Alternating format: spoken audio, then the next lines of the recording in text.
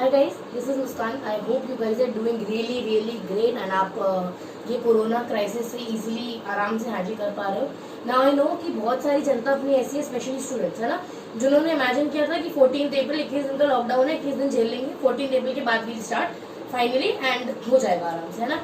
अब कुछ लोगों को बहुत बड़ा शॉक लगा है बिकॉज ऑब्वियसली लॉकडाउन एक्सटेंड हो गया है and I completely agree with the decision of this government because it was the need of the hour, है ना। जैसा कि मोदी जी हमेशा बोलते हैं जान है तो जहान है, तो इट वॉज नेसेसरी। अगर नहीं होता तो अटेम्प्ट भी शायद अपना बचना नहीं था, है ना। कोई अटेम्प्ट इन लाइफ बचता नहीं, बहुत तेजी से फैल रहा है anyways, so it was important. But ठीक है, अब प्रॉब्लम क्या है ना, कई सारे बच्चे अपने ऐसे हैं जो मैराथन पे डिपेंडेंट होते हैं, कुछ बच्चे ऐसे हैं जो वीडियोस जितने यूट्यूब पे अपलोडेड होते हैं उन पे डिपेंडेंट होते हैं। सो कहने का मतलब है कि मैक्सिमम जनता ऐसी है जो एंड में मैराथन पे बहुत ज्यादा रिलाई करती है। तो अब ये लॉकडाउन एक्सटेंड होने की वजह से क्या हो गया है ना, मार्केट में थोड़ा सा टेंशन क्रिएट हो रहा है। किस बात पे कि अब क्या होगा, है ना। अब मैराथन रिकॉर्ड कैसे होंगे, मैराथन इस पे कब आएंगे, यूट्यूब पे कब आएगा, और जो अमेंडमेंट्स आते थे वो कब आएंगे, एवरीथिंग, है ना। बहुत सारी छोटी मोटी चीजें जिनकी वजह से पैनिक थोड़ा सा क्रिएट हो रहा है स्टूडेंट्स के बीच में, ठीक है। So this is a very small effort from my side guys. Before we start panicking, this is the time that we need to strategize things, है ना। थोड़ा सा we need to strategize things a little bit. वो अपन कहते हैं ना कि hard work is important, right. I obviously agree कि हार्डवर्क इज इंपॉर्टेंट, बट इस टाइम पे, अब जो अपने टाइम पे खड़े हैं ना, जो अपने पास टाइम पीरियड बचा है, अच्छा इंस्टीट्यूट का अभी तक अपने पास कोई नोटिफिकेशन नहीं है कि एक्सटेंड हो रहा है या नहीं। Obviously all of us want, most of us want कि एक्सटेंड होना चाहिए बिकॉज काफी सारे बच्चे फंसे हुए हैं, उनके पास नोट्स नहीं है वगैरह वगैरह, काफी सारे छोटे छोटे इश्यूज है, तो बहुत लोग चाहते हैं कि एक्सटेंड हो। बट सिंस कोई क्लैरिटी नहीं है अभी इंस्टीट्यूट की तरफ से, सो वी आर इमेजिनिंग कि चलो जून से शुरू होता है, तो उस हिसाब से अपने पास टाइम बचता है, मई पूरा एंड अप्रैल आधा, राइट। आज से अगर अपन काउंट करें सो 1.5 महीना अपने पास अराउंड मोटा मोटी बचता है, ठीक है ना। दिस इज द टाइम कि अगर अपन लोगों ने स्ट्रैटेजाइज कर लिया चीजों को प्रॉपरली, तो we may clear our attempt with flying colours, है ना। अपन अच्छे मार्क्स के साथ ये अटेम्प्ट क्लियर कर सकते हैं, ठीक है। तो अब ये टाइम कैसा है ना, एक चीज जो बोली जाती है ना, hard work is important. I do agree, hard work is really very important, but at this very movement smart work is more important, ठीक है। हार्डवर्क जरूरी है भाई, ऐसा नहीं बोल रहे कि पढ़ाई लिखाई छोड़ दो स्मार्ट वर्क करो, नहीं। हार्डवर्क इज इंपॉर्टेंट, लेकिन उससे भी ऊपर अभी स्मार्ट वर्क है। अभी स्मार्ट वर्क का मतलब क्या होता है, स्ट्रैटेजीज, है ना।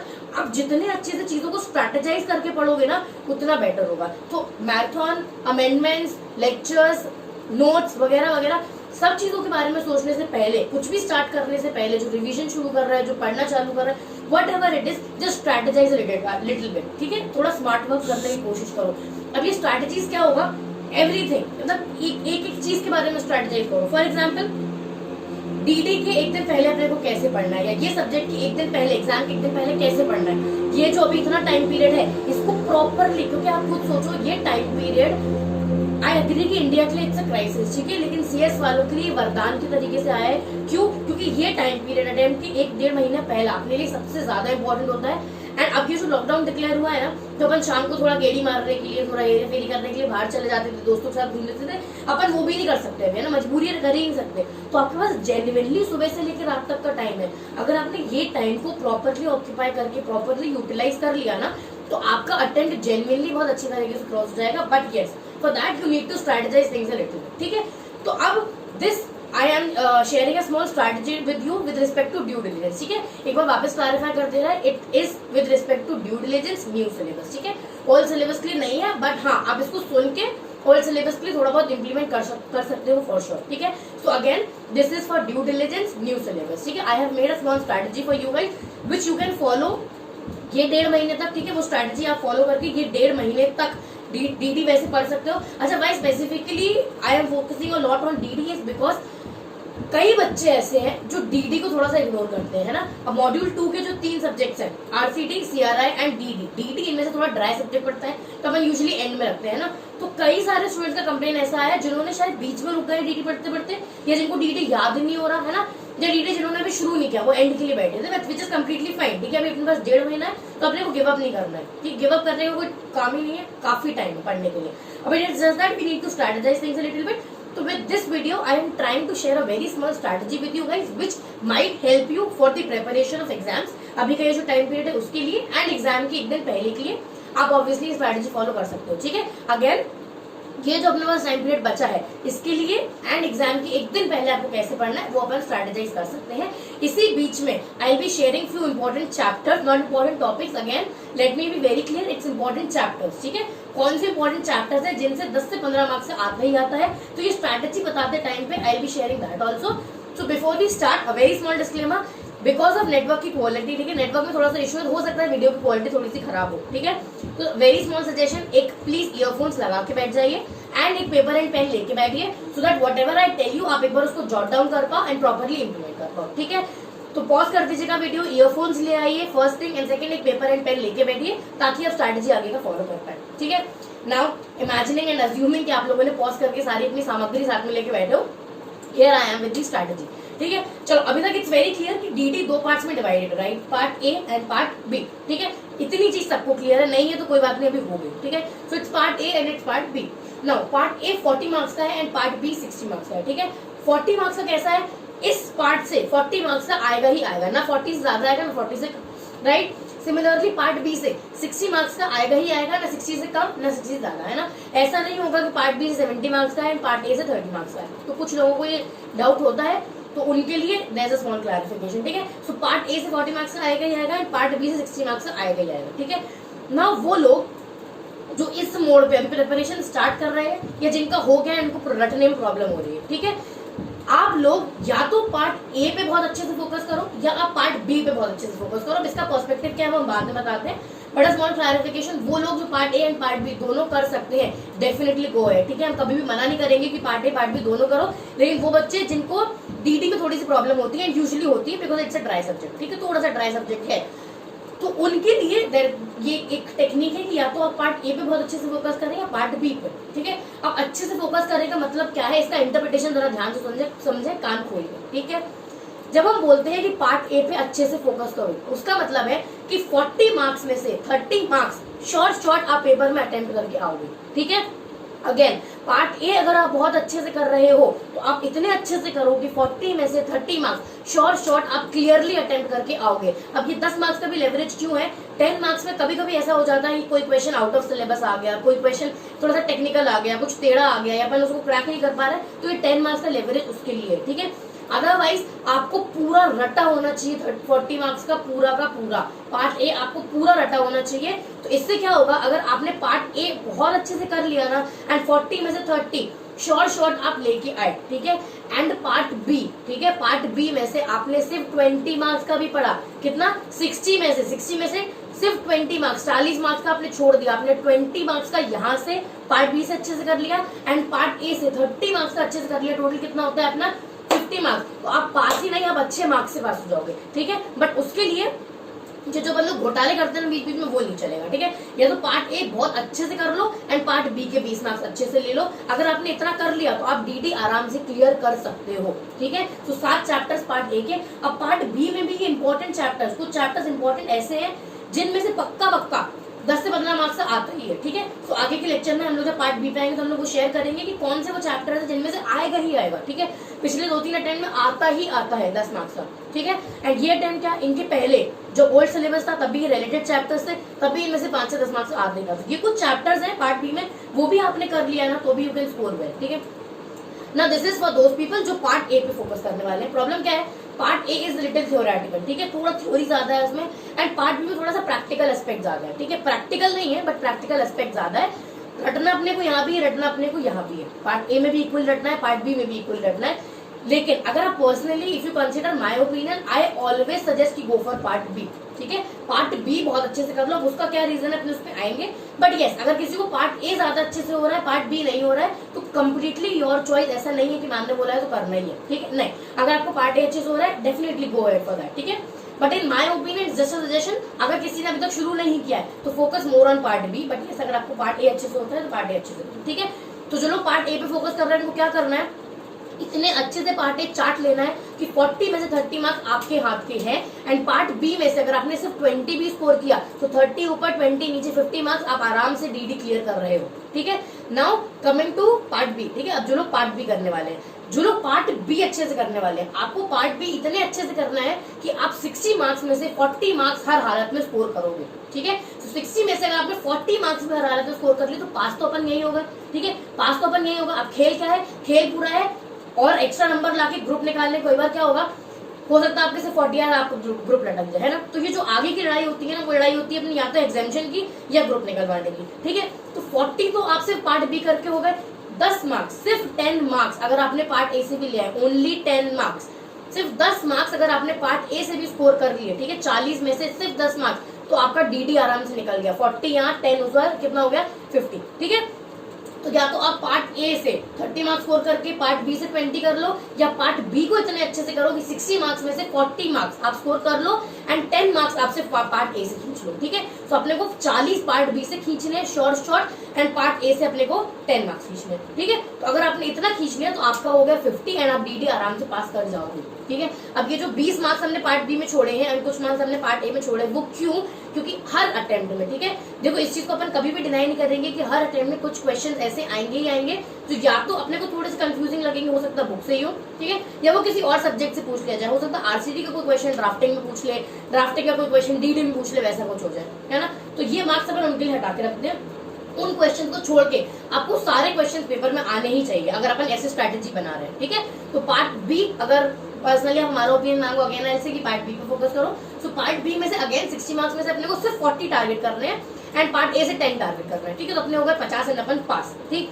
नाउ पार्ट ए में देखो यार फ्रैंकली स्पीकिंग 7 चैप्टर्स है, ठीक है। 7 चैप्टर्स में से कुछ भी चैप्टर टफ नहीं है, इट्स एक्सट्रीमली इजी एंड सबसे ज्यादा इंपॉर्टेंट चैप्टर है search and status report which is chapter number 4, ठीक है, सर्च एंड स्टेटस रिपोर्ट। अब पहले दो चैप्टर्स में क्या है, पहले तो chapter is about compliance management, ठीक है। तो फर्स्ट एंड सेकंड, जो फर्स्ट चैप्टर में आपको पढ़ाया गया है, सेकंड में almost same, everything is repeated, ठीक है, सिवाय वो चार्ट्स के कि डिफरेंट एक्ट्स के अंदर क्या क्या होता है, ठीक है। तो फर्स्ट चैप्टर का पूरा सेकंड में रिपीटेड है। देन आता है documentation, documentation is extremely easy, ठीक है।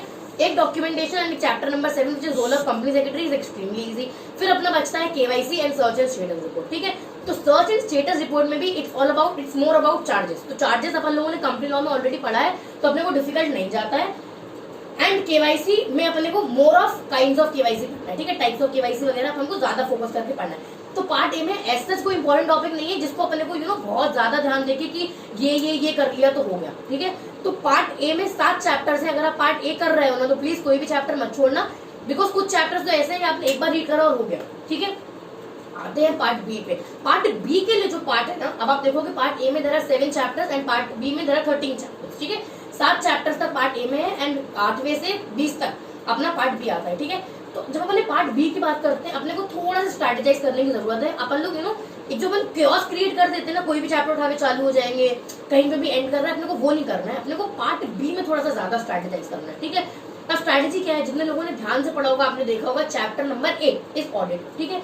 अब ये चैप्टर 2 पार्ट्स में डिवाइडेड है। अगेन नोट डाउन करते जाना प्लीज, पेन एंड पेपर लेके जितने भी बैठे हैं प्लीज नोट डाउन करते जाओ। चैप्टर नंबर 8 ऑडिट 2 पार्ट में डिवाइडेड है, ठीक है। एक पार्ट उसका बताता है टाइप्स ऑफ ऑडिट एंड दूसरा पार्ट उसका बताता है ऑडिटिंग स्टैंडर्ड्स, ठीक है। अभी जो टाइप्स ऑफ ऑडिट वाला पार्ट है ना चैप्टर 8 का, उस पे ऑलरेडी एक पूरा चैप्टर है विच इज चैप्टर नंबर 11, ठीक है। अगेन वापस सुनो, चैप्टर नंबर 8, ठीक है, ऑडिट को 2 पार्ट में उन्होंने डिवाइड करके समझाया है। एक पार्ट ऑडिटिंग स्टैंडर्ड की बात करता है, एक बार टाइप्स ऑफ ऑडिट की बात करते हैं, ठीक है। तो ये जो टाइप्स ऑफ ऑडिट है ये डिटेल में डिस्कस करेगा चैप्टर 11 में। तो आपने चैप्टर 11 अगर पढ़ लिया ना पूरा, तो अपने को ये पढ़ना नहीं है, तो ये पार्ट खत्म हो गया, ठीक है। ऑडिटिंग स्टैंडर्ड्स अपने यहाँ पढ़ रहे हैं ना, उन पे पूरे चैप्टर्स हैं। तो आप देखोगे चैप्टर नंबर 12, 13, 14, 15, 16 ये 5 चैप्टर्स पूरे ऑडिटिंग स्टैंडर्ड पे। तो अपने ये चैप्टर पढ़ लिए अगर अपने, तो अपने को वहां से ऑडिटिंग स्टैंडर्ड पढ़ने की जरूरत नहीं है, चैप्टर 8 कट गया, ठीक है। अब अपने को यहाँ पे स्ट्रैटेजाइज कैसे करना है पार्ट बी में, चैप्टर नंबर 11 से 10 मार्क्स का आएगा ही आएगा, ठीक है। 2 टाइप्स ऑफ ऑडिट आपसे पूछे जाएंगे। फॉर एग्जाम्पल फॉरेंसिक ऑडिट क्या होता है, इनकी चेकलिस्ट बनाओ या वैसा कुछ। 2 क्वेश्चन आपसे चैप्टर नंबर 11 से पूछे ही जाएंगे। कितना हो गया 10 मार्क्स, ठीक है। तो सबसे पहले अपने को पढ़ना है चैप्टर नंबर 11। कभी भी आप अभी पढ़ना चालू करो पार्ट बी या एग्जाम के पहले, ठीक है। एग्जाम के एक दिन पहले भी अगर अपन लोग रिवाइज कर रहे हैं ना पार्ट बी, अपने को हमेशा चैप्टर 11 से शुरू करना है, ठीक है। चैप्टर 11 क्यों, क्योंकि इससे 10 मार्क्स का आएगा ही आएगा शॉर्ट, ठीक है। तो आपका चैप्टर 11 कंप्लीट हुआ तो अपने 10 मार्क्स खत्म हो गए, एक तरफ रख दो। चैप्टर 11 के बाद move on to chapter number 19 and 20 directly, ठीक है। सीधा जंप मारो 19 एंड 20 पे। क्यों 19 एंड 20 आप देखोगे due diligence 1 and due diligence 2 है, ठीक है। अगेन ये दोनों चैप्टर मिला के 19 एंड 20 दोनों मिला के 10 से 15 मार्क्स का आपके पेपर में पूछा जाएगा, ठीक है। तो 10 मार्क्स 11 चैप्टर्स हो गए, 10 मार्क्स 19 एंड 20 हो गए, कितना हो गया 20 मार्क्स। मान लो इन दोनों को मिला के 15 मार्क्स का ही पूछा जाता है, तो 15 मार्क्स आपके इन चैप्टर से शॉर्ट हो जाएंगे, ठीक है। अब 19 एंड 20 में भी ट्रिक क्या है, सब तो अपनी स्ट्रैटेजी अपन क्या चल रहा है अपने को, सबसे पहले कभी भी अपन पार्ट बी पढ़ने बैठेंगे या एग्जाम के एक दिन पहले पार्ट बी रिवाइज करेंगे, सबसे पहले अपन चैप्टर 11 पढ़ेंगे, then we move on to chapter 19 and chapter 20। अब 19 एंड 20 में भी आप देखोगे 19 जो है ना that is types of due diligence, कितने टाइप के ड्यू डिलिजेंस है, ठीक है। तो 19 में मर्जर, टेक ओवर, ये सब बहुत ज्यादा एक्सपैंड करके दिया हुआ है, बट अपन लोग ये चीजें सीआरआई में ऑलरेडी पढ़ चुके हैं, जो इसी मॉड्यूल का तीसरा सब्जेक्ट है, ठीक है। सीआरआई में अपन ऑलरेडी पढ़ चुके हैं, तो यहाँ पे अपने को बहुत दिमाग नहीं लगाना पड़ता है। देन आता है ड्यू डिलिजेंस 2, तो अगेन अपन आरसीडी पढ़ चुके हैं ना, आप देखोगे कुछ टॉपिक्स को छोड़ के, ठीक है, कुछ टॉपिक्स को छोड़ के जैसा का तैसा आप आरसीडी का मॉड्यूल उठा लो, एनडीटी का मॉड्यूल उठा लो, उन्होंने जैसा का तैसा उठा के यहाँ पे कॉपी किया है, ठीक है। तो आरसीडी जिनका अच्छे से हो गया उनको डीडी 2 में प्रॉब्लम नहीं जाएगी, ठीक है। तो चैप्टर 11, 19 एंड 20 अपना हो गया। यहाँ से चैप्टर 11 से अगेन 10 मार्क्स आते ही आते हैं, एंड 19 एंड 20 मिला के आता है। तो सबसे पहले अपन पढ़ेंगे chapter 11, then chapter 19, then chapter 20, ठीक है। इनके बाद आते हैं 5 सबसे इजी चैप्टर्स 5B के, विच इज ऑडिटिंग स्टैंडर्ड्स वाले चैप्टर, हमने आपको पहले ही बताया 12, 13, 14, 15, 16, ठीक है। 12, 13, 14, 15, 16 ये 5 चैप्टर्स बहुत ज्यादा इजी हैं, आप एक गो में आराम से खत्म कर सकते हो, ठीक है। तो हो गया चैप्टर 11 हो गया सबसे पहले, 19 एंड 20 हो गया, देन हुआ 12, 13, 14, 15, 16। इसके बाद move on to chapter number 9 and chapter number 10 which is secretary audit and internal audit. अब अगेन इन दोनों चैप्टर से 5-5 मार्क्स का आएगा ही आएगा, ठीक है। तो अपन स्ट्रैटेजाइज कैसे कर सकते हैं, चैप्टर 11, 19 एंड 20 फिर 9, 10 कर लो, या फिर कुछ लोगों को क्या होता है ना 11 कर लिया, 19 एंड 20 कर लिया, बहुत हैवी हो जाता है, ठीक है, कुछ बहुत ज्यादा हैवी हो जाता है, एंड फिर अपन को 9, 10 करने में प्रॉब्लम होगी, ठीक है। तो उसको थोड़ा कंट्रोल करने के लिए सबसे पहले 11 किया, देन 19 एंड 20 किया, ठीक है। ये दोनों चैप्टर्स टफ है, ये तीनों चैप्टर्स थोड़े से डिफिकल्ट है, थोड़े हाई लेवल के, ठीक है, थोड़ा दिमाग अपना ऑक्यूपाई हो जाता है। इसलिए तीसरे नंबर पे एग्जाम के पहले अपन लोग 12, 13, 14, 15, 16 करते हैं, क्यों, क्योंकि इजी है, ठीक है। तो अगर अपन दिमाग की साइकोलॉजी समझे तो अपना कितना हो गया 12, 13, 14, 15, 16, 11, 19, 20 इतने चैप्टर्स अपने हो गए, तो अपने को एक सेटिस्फैक्शन रहता है कि हाँ काफी कुछ हो गया, ठीक है। Now to move on to chapter number 9 and chapter number 10 which is secretary audit and internal audit, ठीक है। अब ये इन दोनों चैप्टर से 5-5 मार्क्स का आएगा ही आएगा। देन अपना बचता है क्वालिटी रिव्यू एंड एथिक्स वाला एक चैप्टर विच इज 17 एंड 18, ठीक है। 18 वाला चैप्टर वैसे तो हम कभी नहीं बोलेंगे छोड़ो, बहुत इजी है, बट अगर किसी को छोड़ना है पार्ट बी में तो आप वो चैप्टर छोड़ सकते हो।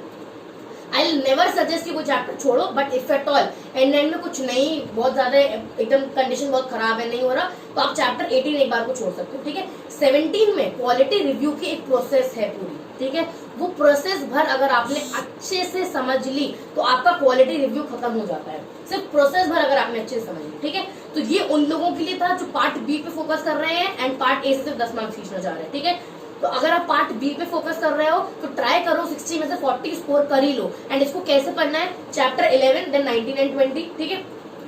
यहाँ तक अपने दिमाग बहुत ज्यादा खप जाता है, ठीक है, बहुत ऑक्यूपाई हो जाता है, तो थोड़ा इसको लाइट डाउन करने के लिए अपन ने क्या किया 12, 13, 14, 15, 16। तो तीसरे नंबर पे अपन लोगों ने 12, 13, 14, 15, 16 कवर कर लिया, ठीक है। बहुत ही छोटे छोटे चैप्टर, एकदम जरा जरा से चैप्टर्स है, एंड बहुत कुछ आप एक दूसरे में पाओगे, ठीक है। जो अपन ने 12 में पढ़ा वो 13 में भी होगा, 14 का 15 में भी होगा, कोई बहुत सी चीजें रिपीटेड है, ठीक है। ये हो गया अपना। Then we move down to chapter number 9 and 10, ठीक है। फिर एंड में अपन करते हैं chapter number 17 and chapter number 18, ठीक है। ये उनके लिए जो पार्ट बी पे फोकस कर रहे थे। अब वो लोग जो सिर्फ पार्ट ए पे फोकस कर रहे हैं एंड पार्ट बी से सिर्फ 10-15 नंबर उठाने की कोशिश कर रहे हैं, उनके लिए आप पार्ट बी का चैप्टर 11 पढ़ लो, 19 एंड 20 पढ़ लो, एंड प्लीज 9 एंड 10 पढ़ लेना, ठीक है। 11, 19 and 20 and chapter number 9 and 10, ठीक है। तो कौन कौन सा हो गया, टाइप्स ऑफ ऑडिट, दोनों due diligence 1 and 2। Due diligence किसी भी हालत में मत छोड़ना, उनसे मार्क्स 10 मार्क्स का क्वेश्चन आएगा ही आएगा, I am very sure about it, ठीक है। 10 मार्क्स हर हालत में ड्यू डिलिजेंस वाले चैप्टर, एंड एटलीस्ट 5 मार्क्स, वैसे तो 10 मार्क्स आता ही है, at least 5 marks types of audit से पूछा जाएगा, कितना हुआ 15 marks. Then secretary audit and internal audit which is chapter number 9 and chapter number 10। इन दोनों को प्लीज अच्छे से कर लेना, क्योंकि इनसे भी 5-5 मार्क्स से पूछा ही जाता है, and trust me internal audit तो एक्सट्रीमली इजी चैप्टर है, ठीक है। इसके बाद पहले तो ये चैप्टर करना, जो लोग पार्ट बी पे फोकस नहीं कर रहे हैं, जो पार्ट ए पे फोकस कर रहे हैं एंड पार्ट बी से सिर्फ कुछ नंबर्स गैदर करने की कोशिश कर रहे हैं, ठीक है। तो आप पार्ट ए अच्छे से कर लो एंड पार्ट बी में चैप्टर 11, 19 एंड 20, 9 एंड 10, ठीक है, ये 4 चैप्टर्स अच्छे से कर लीजिएगा। ये 1 2 3 4 यस, ठीक है। तो ये आप 5 चैप्टर्स और अच्छे से कर लीजिएगा। इसके सिवाय अगर आपके पास टाइम बचता है तब आप जाइएगा 12, 13, 14, 15, 16 पे एंड आप देखोगे तो ये चैप्टर एक्सट्रीमली इजी है, ठीक है। तो अगेन जो पार्ट बी पे फोकस कर रहे हैं उनके लिए start with chapter 11, 19 and 20, then chapter number 12, 13, 14, 15, 16, then chapter number 9 and 10 and then chapter number 17 and 18। जो पार्ट ए पे फोकस कर रहे हैं वो पार्ट ए अच्छे से कर लें एंड पार्ट बी में they can go ahead with chapter 11, then 19 and 20, 9 and 10 and time मिलता है तो अपने 5 चैप्टर्स ऑडिटिंग स्टैंडर्ड वाले, ठीक है। तो अपने को चैप्टर 8 किसी भी हालत में पढ़ने की जरूरत नहीं है। चैप्टर 8 आप अच्छे से स्किप कर सकते हो, एकदम वर्स्ट केस सिनेरियो बचता है तो चैप्टर 8 एंड चैप्टर 18 दोनों आप आराम से स्किप कर सकते हो, ठीक है। तो अगर आपने ऐसे चीजों को थोड़ा स्ट्रेटेजाइज किया ना, not just for due diligence, बाकी सब्जेक्ट्स के लिए भी आपने थोड़ा टारगेट किया ना, थोड़ा सा पास्ट ईयर पेपर्स उठा के देखो, जो क्वेश्चन पेपर्स जून दिसंबर के उनको उठा के देखो, ट्राई एंड अंडरस्टैंड कि कौन से चैप्टर्स का वेटेज ज्यादा है, ठीक है, उन पे ज्यादा फोकस करो ताकि इन चैप्टर्स से कुछ आए तो आपको स्कोर करना ही है, ठीक है। तो उन चैप्टर्स पे फोकस करके थोड़ा सा ऐसे स्ट्रेटेजाइज करने की कोशिश करो सो दैट एग्जाम के एक दिन पहले यू आर प्रिपेयर्ड कि आपको कैसे पढ़ना है, ठीक है। कई बार क्या होता है अपन शुरू करेंगे चैप्टर नंबर 1 से एंड चैप्टर 20 पे खत्म करेंगे, बट वी डोंट अंडरस्टैंड कि chapter number 1 is not that important, chapter 20 सबसे ज्यादा इंपॉर्टेंट है एंड चैप्टर 20 आते आते अपना दिमाग एकदम एग्जॉस्ट हो जाता है, ठीक है, टोटली अपना दिमाग एग्जॉस्ट हो जाता है। तो इसलिए थोड़ा सा स्ट्रेटेजाइज करो कि कौन सी चीजें ज्यादा जरूरी है, अपने को वो पहले करना जरूरी है, जो फालतू फालतू से टॉपिक है उनको एंड में भी करा तो चलेगा, ठीक है। ऐसी एक स्ट्रेटेजी है made for RCD also, you can refer our page Yes Academy for CS, वहां पे स्ट्रेटेजी है। उस वीडियो में भी एंड इस वीडियो में भी again one just last suggestion that I always make is, जब भी आप एग्जाम के एक दिन पहले पढ़ रहे हो ना, सबसे इंपॉर्टेंट तरीका है एक पेपर एंड पेन, एक पेपर, नोटबुक नहीं, एक पेपर लेके बैठो। उसमें क्या करना है अपने को, मान लीजिए अपन ने चैप्टर 11 से शुरू किया, ठीक है, अपन ने चैप्टर 11 पढ़ लिया, फॉरेंसिक ऑडिट पढ़ा, अपन लोगों ने साइबर ऑडिट पढ़ा, पढ़ते पढ़ते अपने को लगा कि एक बार एंड में साइबर ऑडिट वापस पढ़ने की जरूरत है, इसमें कॉन्फिडेंस नहीं आ रहा, ठीक है। तो जो पेपर आप लिख के बैठे उस पर लिखो साइबर ऑडिट, ठीक है, chapter 11 cyber audit, same goes with every chapter, ठीक है। आप चैप्टर्स पढ़ते जाओ सारे एंड जो चैप्टर के जिस टॉपिक के लिए आपको लग रहा है ना कि ये एक टॉपिक मुझे एंड में देखना जरूरी है, ठीक है, वो टॉपिक को उस पेपर पे लिख लो। Once you are done with the entire subject, आपका पोर्शन पूरा खत्म हो गया, तो सोने से पहले या सुबह जब अपन रिवाइज करते हैं ना, तो वो जो टॉपिक्स आपने पेपर पे लिखे उसको एक बार पूरा रिवाइज कर लो। तो अगर आप साइकोलॉजिकली फैक्ट समझो ना, अगर आपने इतने टॉपिक्स रिवाइज कर लिए जिनमें आपको कॉन्फिडेंस नहीं आ रहा था, तो पेपर में आपका कॉन्फिडेंस ऑटोमेटिकली बहुत बूस्ट हो जाएगा एंड आप तोड़ पेपर लिख के आओगे, ठीक है। एक बार अपना कॉन्फिडेंस बूस्ट हो गया ना तो आप तोड़ पेपर लिख के आओगे एंड पेपर में घुसने से पहले 10 मिनट पहले प्लीज अपनी शीट्स कॉपीज जो रिवाइज करने की अपनी आदत है उसको छोड़ देना। बी कॉन्फिडेंट, अपन ने इतना पढ़ाई करी है, अपन ने इतनी मेहनत करी, डेफिनेटली विल पास, ठीक है। लेकिन एक ये तरीका प्लीज फॉलो करके देखना, it really helps. Last attempt में also I suggested it to a lot of students and बहुत लोगों को बहुत ज्यादा हेल्प किया, ठीक है। That is why I have made it lot of public this time. पुराने वाले वीडियो में भी, इस वाले वीडियो में भी I said it again and again कि ये एक स्ट्रैटेजी प्लीज अपना के देखो। जब आप पढ़ रहे हो तो जो टॉपिक से आपको कॉन्फिडेंस नहीं आ रहा, आपको लगता है कि इस टॉपिक को एक बार फिर से देखना जरूरी है, तो एक पेपर एंड पेन लेके बैठो, कौन से चैप्टर का कौन सा टॉपिक। अब इसका मतलब ये नहीं है कि आप सारे टॉपिक्स लिख दो, ठीक है। कुछ कुछ चैप्टर्स ऐसे होते हैं, फॉर एग्जांपल चैप्टर 11 में एक बार वापस देख के जाऊंगा, ठीक है, या चैप्टर 20 में एक बार वापस देख के जाऊंगा, तो लिख लो, ठीक है। एंड देख लो कितने टॉपिक्स है, उस हिसाब से सुबह उठ के या रात को सोने से पहले सिर्फ उतने टॉपिक्स भर भी आपने रिवाइज किया ना, तो साइकोलॉजिकली आप एक फैक्ट समझो, आपको कॉन्फिडेंस आएगा फॉर श्योर एंड आप एग्जाम अच्छे से लिख के आओगे। एट द एंड, मतलब एकदम एंड के टाइम पे ना, at the end moment it's all about confidence. कुछ बच्चे पूरा पढ़ के भी कुछ नहीं कर पाते, कुछ ना पढ़ के भी बहुत कुछ कर लेते हैं, तो इट्स ऑल अबाउट कॉन्फिडेंस, ठीक है। तो ये strategy I hope it helps you out. अगर आपको ऐसे काम आती है तो डेफिनेटली आप बाकी सारे सब्जेक्ट के लिए भी ऐसा कुछ स्ट्रैटेजी बना के फॉलो कर सकते हो, ठीक है। Now next I will be coming up with amendments, बहुत जल्दी ड्यू डिलिजेंस के अमेंडमेंट्स के साथ I will be coming up, so stay tuned. किसी ने अगर चैनल अभी भी सब्सक्राइब नहीं किया है तो प्लीज चैनल सब्सक्राइब कर लीजिए, it's Yes Academy for CS.